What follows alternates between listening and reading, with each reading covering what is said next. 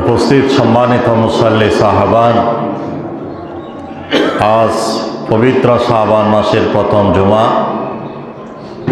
মাহে শাবানকে সামনে রেখে আমরা শাবান মাস আসলে আল্লাহর হাবিব সাল্লাল্লাহু আলাইহি ওয়াসাল্লাম কি আমল করতেন এবং সাহাবায়ে কেরামের আমল কী ছিল, সেই বিষয় নিয়ে আজকের জুমার আলোচনাতে সংক্ষেপে কিছু আলোচনা করব।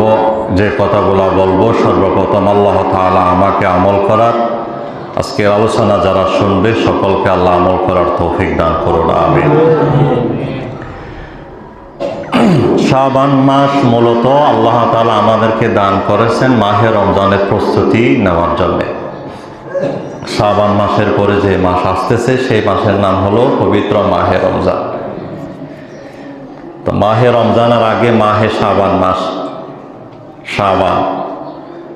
শাবান মাস আসলে আল্লাহর হাবিব সাল্লাল্লাহু আলাইহি ওয়াসাল্লামের আমল কি ছিলেন এবং সাহাবায়ে কেরামের আমল কি ছিল, হাদিসের মাধ্যমে এসেছে।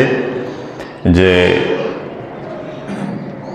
বুখারী মুসলিমে এই বিষয়ে একটা হাদিস এসেছেন, যে হাদিসটা বর্ণনা করেছেন যে উম্মুল মুমিনিন হযরত আয়েশা সিদ্দিকা রাদিয়াল্লাহু তাআলা আনহা, যিনি আমার নবীজির সহধর্মিণী ছিলেন, যিনি আমার নবীজির একদম কাছের মানুষ ছিলেন, যিনি নবীজিকে একদম কাছে থেকে দেখেছেন, তিনি বর্ণনা করছেন যে আমি আল্লাহর হাবিব সাল্লাল্লাহু আলাইহি ওয়াসাল্লামকে দেখেছি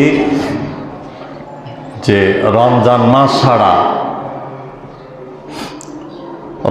মাস ছাড়া অন্য কোনো মাসে পূর্ণ এক মাস রোজা রাখতে আমি আল্লাহ রসুল সাল্লাল্লাহু আলাইহি ওয়াসাল্লামকে দেখিনি। পরিপূর্ণ এক মাসে রোজা রেখেছেন রমজানে। রমজান ছাড়া পূর্ণ এক মাস অন্য কোনো মাসে আল্লাহর হাবিব রোজা রাখেনি। এবং এরপরে এসে তিনি বলেন, মা রাআইতুহু ফি শাহরিন আকসারু মিনহু সিয়ামান ফি শাবান। এবং শাবান মাসে এত পরিমাণ রোজা আল্লাহর হাবিব রেখেছেন যে রোজা অন্য কোনো মাসে রাখেন নাই। সুবহানাল্লাহ। শাবান মাস যখন আসতেন আল্লাহর হাবিবের রোজার মাত্রা বেড়ে যেতেন। তা আম্মা জান আয়েশা সিদ্দিকা রাদিয়াল্লাহু তাআলা আনহা বলে, আমি আল্লাহর হাবিবের একদম কাছের মানুষ ছিলাম, আমি হলাম রাসূল পাককে একদম সরাসরি কাছ থেকে দেখেছি। রমজান ছাড়া পূর্ণ এক মাসের রোজা অন্য কোনো মাসে রাখেন নাই। আর রমজান ছাড়া আর যতগুলো মাস আছে, মাসের ভিতর শাবান মাসে এত বেশি পরিমাণ রোজা রেখেছেন যে রোজা অন্য কোনো মাসে রাখেন নাই। তো এই হাদিসের আলোকে আমাদের শিক্ষা হলো, শাবান মাস আসলে যে আমাদের রোজা রাখা এটা সুন্নত, আল্লাহর হাবিবের আমল। আল্লাহর হাবিব সাল্লাল্লাহু আলাইহি ওয়াসাল্লাম মাহে শাবান আসলে যে রোজার মাত্রা বাড়াইয়া দিতেন। এত পরিমাণ রোজা রেখেছেন, রোজার অবস্থা দেখে একজন সাহাবী রসুলকে প্রশ্ন করে ফেললেন। তার নাম হলো ওসামা ইবনে যায়েদ। ওসামা ইবনে যায়েদ রাদিয়াল্লাহু তাআলা আনহু একদিন নবীজিকে বললেন, ওগো নবী, শাবান মাস আসলে আপনি এত পরিমাণ রোজা কেন রাখেন যে রোজা অন্য কোনো মাসে রাখেন না? শাবান মাস আসলে রোজার মাত্রা বেড়ে যায় কেন? তখন আল্লাহর হাবিব সাল্লাল্লাহু আলাইহি ওয়াসাল্লাম তাকে উত্তর দিয়েছেন, ওসামা শোনো, শাবান মাসে এই জন্য আমি রোজা রাখি যে ইয়াগফিলুন নাসু আনহু বাইনা রজব ওয়া রমাদান, যে শাবান মাসকে মানুষ গাফিলতির মাধ্যমে কাটায় ফেলে। অসচেতন অবস্থায় মানুষ শাবান মাসকে পার করে ফেলে। কারণ শাবানের আগের মাস ছিল রজব মাস, শাবানের পর মাস হলো পবিত্র মাহে রমজান। তাহলে রজব হলো আশহুরুল হুরুমের একটা মাস, আর রমজান মাস হলো শ্রেষ্ঠ মাস। তো দুই শ্রেষ্ঠর মাঝখানে শাবান পড়ে গেছে, তাই মানুষ এই শাবান মাসকে অবহেলায় এই মাসটাকে কাটিয়ে দেয়। আমি রসুলের পক্ষ থেকে শাবান মাসে রোজা রেখে আমার উম্মতরা যেন মাসকে অবহেলা না করে আমি রোজার মাধ্যমে সেই তাকিদ, সেই শিক্ষা আমার উম্মতকে দিয়ে দিলাম। সুবহানাল্লাহ। এটা একটা কারণ। এরপরে আল্লাহর হাবিব সাল্লাল্লাহু আলাইহি ওয়াসাল্লাম ওসামাকে বললেন, ওসামা শোনো, শাবান মাসে এই জন্য আমি বেশি রোজা রাখি যে এই জন্য তুরফাউ ফীহিল আমালু ইলা রাব্বিল আলামিন, যে আল্লাহ তাআলার দরবারে বাৎসরিক বান্দার আমলনামা আল্লাহ তাআলার দরবারে ফেরেশতারা পেশ করে থাকে। তো বাৎসরিক যে আমলনামা পেশ করেন, সেই বাৎসরিক আমলনামা পেশ করা হয় শাবান মাসে। শাবান মাস এমন মাস যে মাসে বান্দার বাৎসরিক আমলনামা আল্লাহ তাআলার কাছে পেশ করেন। সুবহানাল্লাহ। তো নবীজি বলেন, ফাউহিব্বু আন ইউরফা আমালি ওয়া আনা সায়েম, আমি রসুল চাই আমার আমলনামাটা আল্লাহর দরবারে ওই অবস্থায় পেশ করা হোক যে অবস্থায় আমি আমার মালিকের জন্য রোজা রেখেছি। তাহলে আমি আমার মালিকের সুনজর পাবো, আমার মালিকের দয়া আগের তুলনায় বেশি আমার জীবনে আসবে, আমার তকদির জুটবে। বলুন সুবহানাল্লাহ। তাহলে দুইটা কারণ পেলাম যে শাবান মাসের গুরুত্বপূর্ণ আমল হলো যে এই মাসে রমজানের আগের মাসের গুরুত্বপূর্ণ আমল হলো নফল রোজা একটু বেশি করে রাখা, যেমনটি আল্লাহর হাবিব সাল্লাল্লাহু আলাইহি ওয়াসাল্লাম রেখেছেন। এবং আল্লাহ নবীজি সাল্লাল্লাহু আলাইহি ওয়াসাল্লাম এই কথাও বলেছেন যে বান্দার বাৎসরিক যে আমলনামা আল্লাহর কাছে পেশ করা হয়, সে আমলনামা এই শাবান মাসেই পেশ করা হয়। তা আমার আমলনামা যখন আল্লাহর কাছে পেশ করা হবে, তা আমার আমলনামা ওই অবস্থায় আমার মালিকের দেখুক যে অবস্থায় আমি আমার মালিকের জন্য কষ্ট করতেছি, যে অবস্থায় আমি আমার মালিকের জন্য না খেয়ে আছি, যে অবস্থায় আমি আমার মালিকের জন্য হালাল জিনিস বর্জন করে আছি, তাহলে আমি আমার মালিকের দয়া পাবো, আমি আমার মালিকের সুনজর আমার উপর পড়বে, আমার আমলনামা দেখে আমার মালিক খুশি হবে। সুবহানাল্লাহ।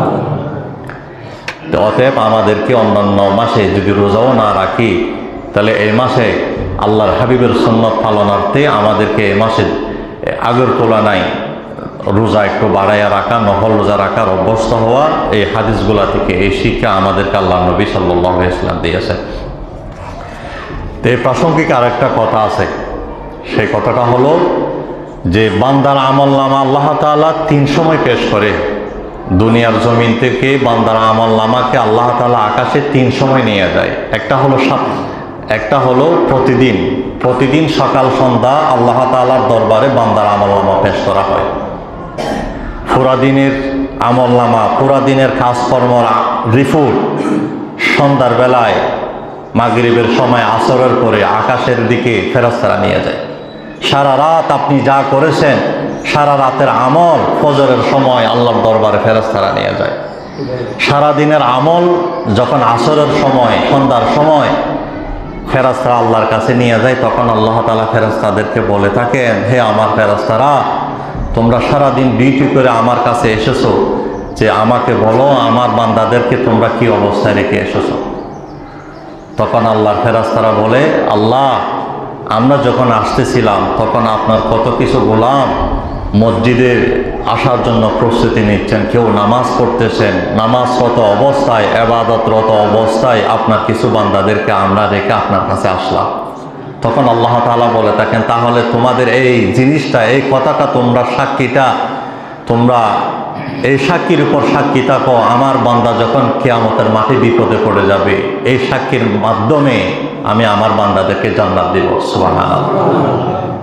এই জন্য আল্লাহর হাবিব সাল্লাল্লাহু আলাইহি ওয়াসাল্লাম আসরের নামাজের গুরুত্ব বেশি দিয়েছেন।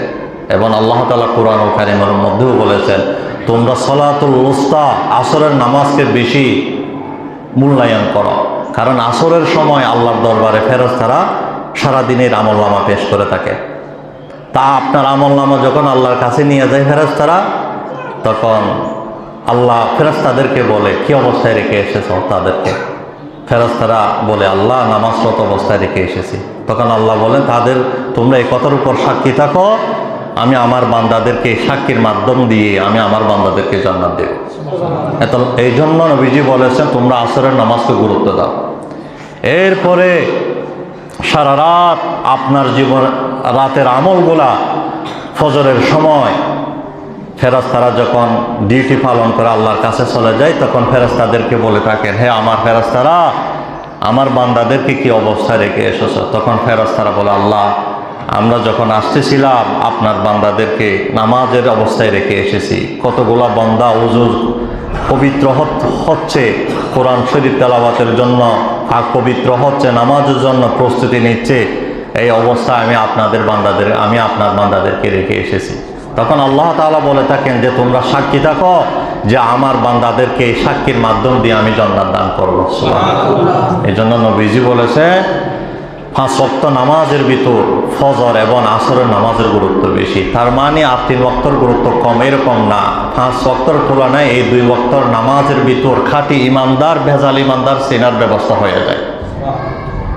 এই জন্য ফজরের নামাজ পড়তে হবে। নবীজি সাল্লাল্লাহু আলাইহি ওয়াসাল্লাম বলেছেন, আমার উম্মতরা শোনো, যে ব্যক্তি ফজরের নামাজ জামাতের সাথে আদায় করলো সেই জন্য ইসলামের মশাল, ইসলামের চেরাগ, ইসলামের আলো সে দরায়া মশাল নিয়ে সে যেন ঘর থেকে বের হলো। সুবহানাল্লাহ, সুবহানাল্লাহ। আরো নবীজি সাল্লাল্লাহু আলাইহি ওয়াসাল্লাম বলেছেন, যে ব্যক্তি ফজরের নামাজ আদায় করলো তার পুরা দিনের জিম্মাদারি আমি আল্লাহর হাতে হয়ে যায়। সুবহানাল্লাহ। যে ফজরের নামাজ আদায় করলো তার পুরা দিনের জিম্মাদারি আগামীকাল ফজর আসা পর্যন্ত আল্লাহর কুদরতি হাতের উপর নিয়োজিত থাকে। এরপর আল্লাহ নবীজি সাল্লাল্লাহু আলাইহি ওয়াসাল্লাম বলেছে, যারা ফজরের নামাজ আদায় করবে তাদের জীবনে আল্লাহর হাবিবের দোয়া শামিল হয়ে যায়। কারণ নবীজি সাল্লাল্লাহু আলাইহি ওয়াসাল্লাম বলেছেন, আল্লাহুম্মা বারিক লি উম্মতি ফি বুকুরিহা, ও আল্লাহ আমার উম্মতের মধ্যে যারা সকালে ঘুম থেকে উঠবে, সকালে উঠিয়ে ইবাদতের জন্য প্রস্তুতি নিবে, সজাগ হয়ে পবিত্র হয়ে নামাজের দিকে আসবে, সকালে ঘুম থেকে উঠবে, আল্লাহ তাদের জীবনে আপনি বরকত দিয়ে ভরপুর করে দেন। দোয়া করেছেন আল্লাহর হাবিব সাল্লাল্লাহু আলাইহি ওয়াসাল্লাম। অতএব যারা ফজরে উঠে ফজরের নামাজের জন্য আসে তাদের জীবনের বরকতের জন্য আল্লাহর হাবিব সাল্লাল্লাহু আলাইহি ওয়াসাল্লাম দোয়া করেছেন। সুবহানাল্লাহ। আর এই জন্য আপনি যদি বরকতময় জীবন চান তাহলে ফজরের নামাজ অবশ্যই পড়তে হবে। ফজরের নামাজ ছাড়া কোনো বরকত আসবে না। ফজরের নামাজ ছাড়া আপনি বরকতের আশা করতে পারেন না। এরপরে নবীজি সাল্লাল্লাহু আলাইহি ওয়াসাল্লাম বলেছেন, যে ব্যক্তি ফজরের নামাজ নিয়মিত আদায় করবে কিয়ামতের মাঠে এই নিয়মিত ফজরের নামাজ তার জন্য আলো হবে। যে আলোর প্রকাশে, যে আলোর রোশনিতে সে অন্ধকার কিয়ামতের মাঠে জান্নাতের পথ খুঁজে নিতে পারবে। সুবহানাল্লাহ। এই জন্য আমার নবীজি বলেছেন, উম্মত ফজরের নামাজ নিয়মিত আদায় করো। ফজরের নামাজ তোমার জন্য হাশরের মাঠে আলো হবে, সেই আলোর প্রকাশ দিয়ে তুমি জান্নাতে প্রবেশ করতে পারবে। এরপর আল্লাহ নবীজি সাল্লাল্লাহু আলাইহি ওয়াসাল্লাম বলেছেন, ফজরের নামাজ হলো এমন যে নামাজে মুনাফিক এবং ইমানদারকে পার্থক্য করে দেয়। ফজরের নামাজ নবীজি বলেছেন, আমার উম্মতের মধ্যে যাদের ফজরে আসতে অ্যাটেন্ড করতে কষ্ট হবে, বুঝতে হবে তাদের অন্তরের ভিতর নাফাকি রয়েছে, মুনাফিকের আলামত রয়েছে। নবীজি বলেছে, মুনাফিক ছাড়া ফজরের নামাজ কারোর জন্য কষ্ট হতে পারে না। অতএব যে ফজরে অ্যাটেন্ড হয় না, যে ফজরে নামাজের জন্য আসে না, ফজর নামাজ পড়ে না, আল্লাহর হাবিবের হাদিসের মোতাবেক সে মুনাফিক। কারণ ফজরের নামাজ খুব কঠিন লাগে কার জন্যে? মুনাফিকের জন্যে। আসল এবং নকল চিনার উপায় হলো ফজরের নামাজ। এই জন্য আর 4 ওয়াক্ত নামাজ তো সহজ। তখনই প্রমাণ হবে যে ঘুম থেকে আরামের ঘুম কষ্ট করে আপনি কি ঘুমকে পছন্দ করেছেন না মালিককে পছন্দ করেছেন। আপনার অন্তরে যদি মালিকের পছন্দ থাকে তাহলে ঘুমকে বর্জন করে নামাজে আসতে হবে। এই জন্য নবীজি বলেছেন যে ইমানদার আর মুনাফিক চেনার মাধ্যম হলো ফজরের নামাজ। মুনাফিকের জন্য ফজরের নামাজ কঠিন হয়, আর ইমানদারের জন্য ফজরের নামাজ সহজ। এই জন্য ফজরের গুরুত্ব অনেক, যে আল্লাহর হাবিব সাল্লাল্লাহু আলাইহি ওয়াসাল্লাম বলেছেন, মানুষের আমলনামা আল্লাহ তাআলার দরবারে সকাল সন্ধ্যা পেশ করেন, একবার সন্ধ্যার সময় আর একবার সকালের সময়। এই জন্য নবীজি বলেছেন, আমার উম্মতেরা তোমরা 2 ওয়াক্ত নামাজের তাগিদ তোমরা খুব তাগিদ সচেতন হও যে আসরের নামাজ এবং ফজরের নামাজ, এই 2 নামাজ তোমাদের জন্য ফেরেশতারা সাক্ষী দিবে, তোমাদের পক্ষে সাক্ষী হয়ে থাকবে। এই সাক্ষীর মাধ্যমে আমি তোমাদেরকে জান্নাত দেব। তাহলে বান্দার আমলনামা 2-3 অবস্থায় আল্লাহ তাআলার কাছে পেশ করা হয়। ডেলি, প্রতিদিন সকাল সন্ধ্যা বান্দার আমলনামা পেশ করা হয়। আরেকটা হলো সাপ্তাহিক, প্রতি সোমবার প্রতি বৃহস্পতিবার সাপ্তাহিক বান্দার আমলনামা আল্লাহর কাছে পেশ করা হয়। আল্লাহর হাবিব সাল্লাল্লাহু আলাইহি ওয়াসাল্লাম প্রতি সোমবারে প্রতি বৃহস্পতিবারও রোজা রাখতেন। একদিন সাহাবীরা জিজ্ঞেস করলেন, ইয়া রাসূলুল্লাহ, আপনি প্রতি সোমবার প্রতি বৃহস্পতিবার কেন রোজা রাখেন? তো অনেকগুলো উত্তর দিয়েছেন। তার ভিতরে একটা উত্তর হলো, আল্লাহর নবী বলেন, সাপ্তাহিক বান্দার আমলনামায় আল্লাহর কাছে পেশ করা হয়। অতএব আমার আমলনামা, সাপ্তাহিক আমলনামা যখন আল্লাহর কাছে পেশ করা হবে, আমার আমলনামাটা আমার মালিক ওই অবস্থায় দেখুক যে অবস্থায় আমি আমার মালিকের জন্য রোজা রেখেছি। এই জন্য প্রতি সোমবার প্রতি বৃহস্পতিবার রোজা রাখি। এরপর আরেকটা হলো বাৎসরিক আমলনামা পেশ করা হয়। সেটা হলো এই পবিত্র শাবান মাসে পুরা বছরের আমলনামা রিপোর্ট এই মাসের কোনো একটা দিন আপনার আমলনামা আল্লাহর কাছে পেশ করা হবে। তো নবীজি বলেছেন, ফাউহিব্বু আন ইউরফা আমালি ওয়া আনা সায়েম। এই মাসে যেহেতু আমলনামা পেশ করা হবে, বাৎসরিক আমলনামা আল্লাহর কাছে পেশ করা হবে, অতএব আমার আমলনামাটা আমার রবের কাছে ওই অবস্থা নেওয়া হোক যে অবস্থায় আমি আমার মালিকের জন্য রোজা রেখেছি। এই জন্য ওসামা ইবনে যায়েদ, এই জন্য আমি এই শাবান মাসে বেশি রোজা রাখি। আল্লাহ তাআলা আমাদেরকে এই শাবান মাসে বেশি বেশি নফল রোজা রাখার তৌফিক দান করুন, আমিন। তো দুরূদ শরীফ পড়ি, সালাতুন ইয়া রাসূলুল্লাহ আলাইকুম, সালামুন ইয়া হাবিবাল্লাহ আলাইকুম। এই হলো হাদিসের থেকে শিক্ষা যে পবিত্র শাবান মাস আসলে আল্লাহর হাবিবের আমল। এরপর আসেন সাহাবা একরামের আমল কী ছিল শাবান মাস আসলে, তাবিঈদের আমল কী ছিল। সাহাবা একরাম রিদওয়ানুল্লাহি তাআলা আজমাইনের জীবনের দিকে তাকালে বোঝা যায়, শাবান মাস যখন আসতেন তারা কোরআনুল কারীমের সাথে সম্পর্ক বাড়াইয়া দিতেন। আল্লাহর হাবিবের যুগের সময়, আমলের সময় এইভাবে 30 পারা কোরআন লিপিবদ্ধ ছিল না। কারো কাছে 1 পারা ছিল, কারো কাছে 2 পারা ছিল, কারো কাছে একটা সূরা ছিল। কোরআনুল কারীমের খণ্ড খণ্ড পৃষ্ঠা এলোমেলো ছিল। তো একটা পারা যার কাছে ডবল ছিল, ডবল অথবা এর থেকে বেশি ছিল, সাহাবা একরাম কি করতেন, যার কাছে একটা পারা ডবল ছিল তার কাছ থেকে একটা পারা সংগ্রহ করতেন পবিত্র মাহে রমজানের জন্য। সুবহানাল্লাহ।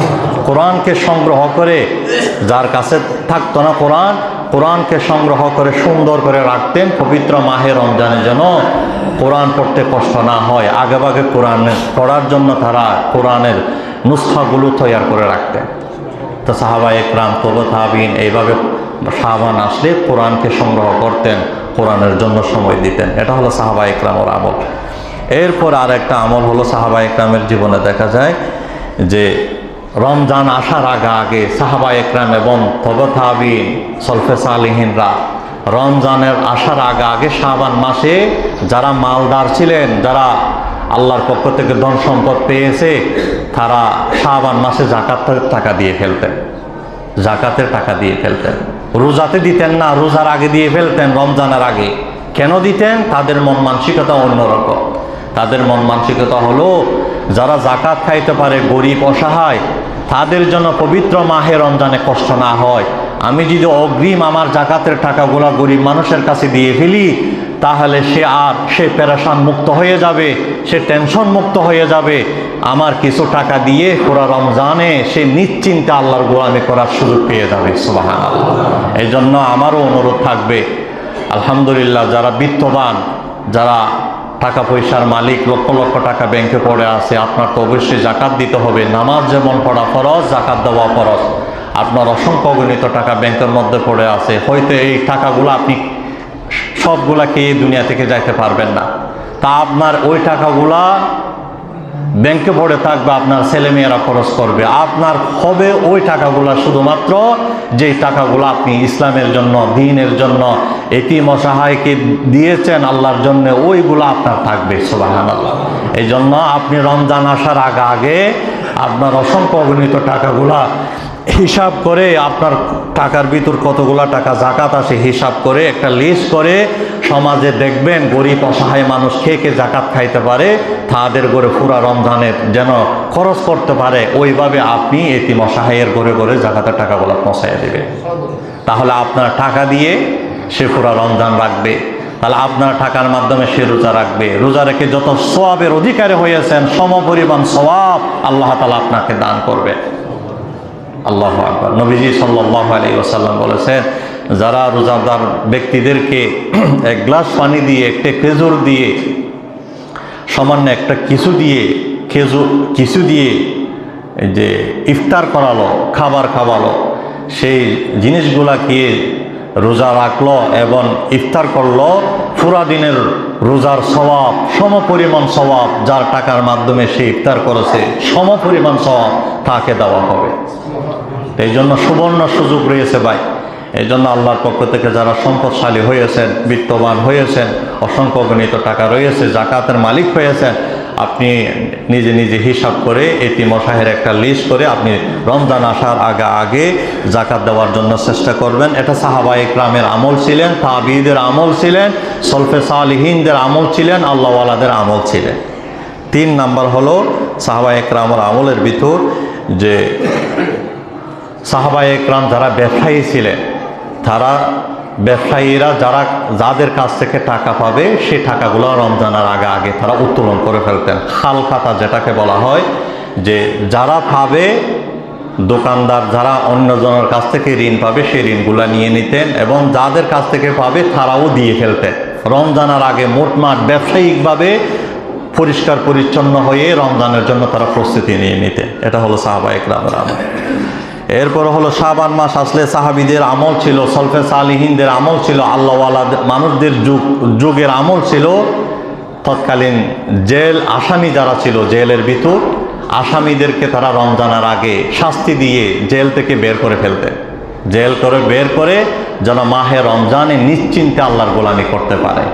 সেই বিচারকরা সলফে সালিহিন অতীতের যেভাবে রাষ্ট্র চালিয়েছেন, সলফে সালিহিনরা তারা জেলের আসামিদের বিচার চূড়ান্ত করে রমজানের আগে তাদেরকে খালাসি দিয়ে দিতেন। দেওয়ার পরে মাহে রমজানে যাতে তারা আল্লাহর গোলামি করতে পারে এই রকম একটা সুবর্ণ তারা দিয়ে দিতেন। এটা হলো সলফে সালেহিনদের আমল ছিলেন। এরপরে আমল ছিল যে ফরজ সালাতের পাশাপাশি যে তারা নফলের অভ্যস্ত হতেন, নফল নামাজ বাড়াই পড়তেন। কারণ মাহে রমজানে হঠাৎ করে 20 রাকাত আপনাকে নামাজ পড়তে হবে, হঠাৎ করে 30 দিন ব্যাপী রোজা রাখতে হবে।